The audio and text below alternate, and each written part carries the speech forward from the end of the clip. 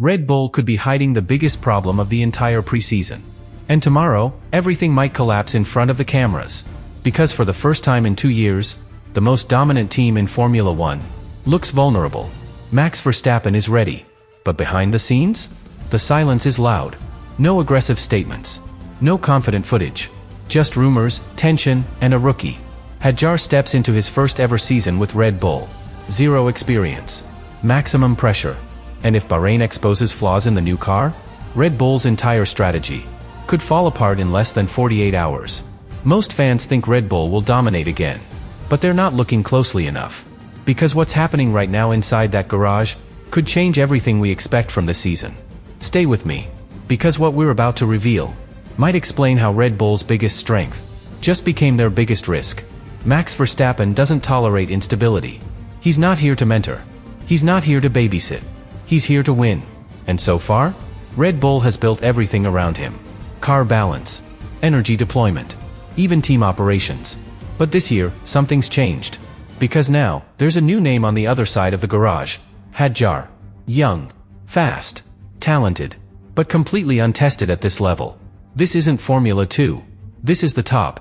And being Max Verstappen's teammate at Red Bull? It's not a dream. It's a test of survival. Red Bull is not known for patience. They don't wait for rookies to adapt. You either deliver, or you disappear. And Hadjar? He's walking into this with 0 Formula 1 race starts. No high-pressure wheel-to-wheel battles. No tire degradation experience over 50 laps. No exposure to a car this sensitive, this aggressive, this fast. Now ask yourself, what happens when the feedback from Verstappen and Hadjar doesn't align? What happens when the car needs one clear direction and gets 2 conflicting voices? The engineers hesitate. Set up development stalls. And suddenly, you're not building an advantage. You're managing a problem. That's not just bad for Hadjar. It's bad for Max. Because the last thing Verstappen wants is wasted time. And every minute spent adapting to a rookie's learning curve is a minute lost on refining the car for race wins. That's how small cracks start to form in big teams. Not with a crash, but with confusion. And confusion kills momentum. Red Bull's car isn't just fast. It's complex. Built on layers of aerodynamic precision, power unit calibration, and energy recovery systems that need to function like clockwork. But this year, that clock might be ticking off rhythm. Let's talk about the floor.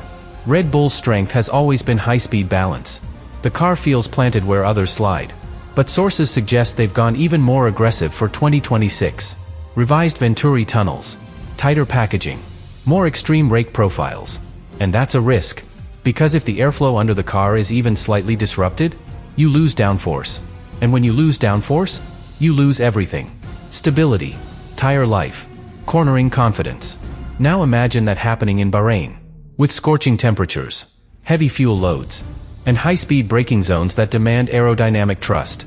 Even a tiny miscalculation, and the car becomes unpredictable. But the floor isn't the only concern. There's also the ERS, Energy Recovery System. Red Bull was miles ahead last year in energy deployment. But the new rules tighten that advantage.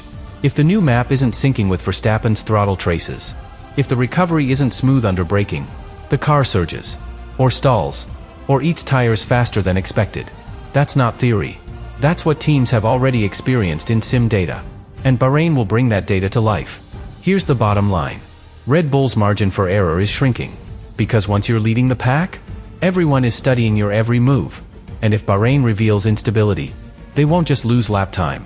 They'll lose control. And for a team that's ruled through dominance, losing control is the beginning of the end. Red Bull's car may be fast, but a fast car means nothing without stability at the top. And right now, that stability is in question. Because over the past few months, we've seen signs of something deeper. Something more dangerous than a setup issue. Internal movement, silent reshuffles, and key people suddenly missing. You do not change structure like this unless you have to. And when it happens before the season even begins, that's not strategy. That's damage control. In Formula One, the garage is just the surface. But the decisions that shape a season? They happen behind closed doors. In technical briefings. In political negotiations. In split-second choices about who gets power and who gets pushed out. And at Red Bull, the whispers are growing louder. Leadership tension. Authority shifts. Decisions made without full alignment between departments. It's subtle, But for a team that won with surgical precision, subtle cracks are fatal. Because when management isn't unified, engineering gets cautious, trackside ops slow down, and suddenly, you're not fighting your rivals. You're fighting your own system. And here's the most chilling part. This kind of fracture doesn't show up on camera. You won't see it in a press conference. You won't hear it from the drivers. But you will feel it in the way the team operates under pressure. Slower responses, missed timing, confused strategy calls, little mistakes that cost big results. So when Red Bull rolls out tomorrow, we won't just be watching the car. We'll be watching the team. How fast they react. How calm they look. How unified they sound when something, inevitably, goes wrong. Because if that unity isn't there, then it won't matter how fast the RB is. The collapse will come from the inside. Bahrain will not wait. And for Red Bull, there's no margin for confusion. Because this week is more than just the first test of the season. It's the test that locks in direction, development pathways, simulation baselines, upgrade strategies for the first 4 races. You get those wrong? You don't just lose a 10th. You lose a month. And in Formula 1, a month is a lifetime. Let's break this down. Red Bull has 3 days. 3 days to validate a floor they haven't run under race conditions. 3 days to match simulator data with real track behavior. 3 days to sync ERS deployment with tire degradation and fuel load. And, just to make it more fun, they need to split that time between Max Verstappen and Sakhir. 2 drivers. 2 styles. 2 completely different levels of experience. If the feedback doesn't align, the engineers will be forced to guess. And guessing is how champions lose races. There's more. Because once this test is over, the upgrade pipeline locks in. Wind tunnel batches begin. Manufacturing windows close. And the first serious updates for races 2, 3, and 4 go into production. And here's the terrifying part. If Red Bull's data from Bahrain isn't clean, if their read on tire wear, balance, or energy efficiency is off by even a small amount, then every upgrade they design from here will be based on a false baseline. It won't fix the car. It will bury the car. This is why Bahrain matters. Not because it decides the championship, but because it decides how you fight for it. And the moment a top team like Red Bull starts reacting instead of planning, the advantage shifts. To Ferrari.